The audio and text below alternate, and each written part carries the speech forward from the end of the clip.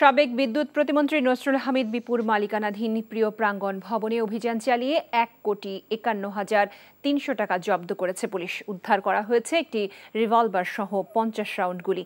ভবনটির বিভিন্ন তলায় পাওয়া ভল্ট ভেঙে জব্দ করা হয় নগদ টাকা।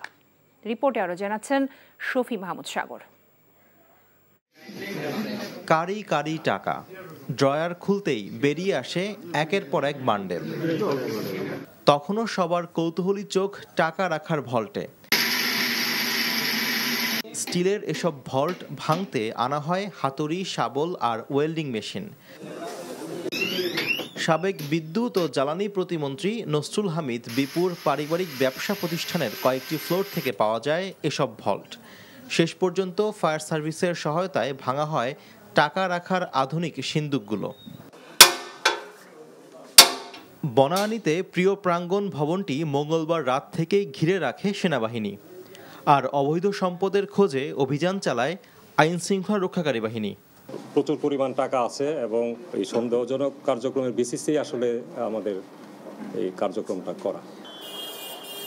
বনানীর ১৭ নম্বর রোডে প্রিয় প্রাঙ্গণ ভবন নামে পরিচিত বহুতল এই ভবনের যৌথ মালিক সাবেক বিদ্যুৎ ও জ্বালানি প্রতিমন্ত্রী নসরুল হামিদ বিপু এবং তার ছোট ভাই ইন্তেখাবুল হামিদ।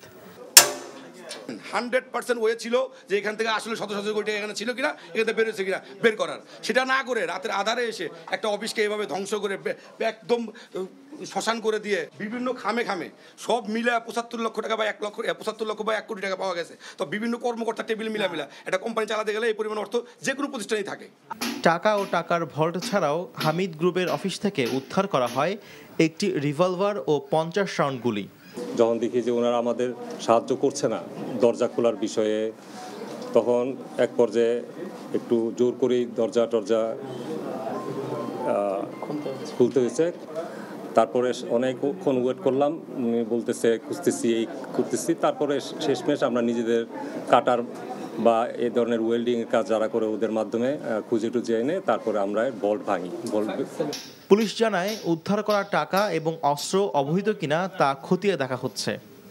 শফি মাহমুদ সাগর, এনটিভি নিউজ, ঢাকা।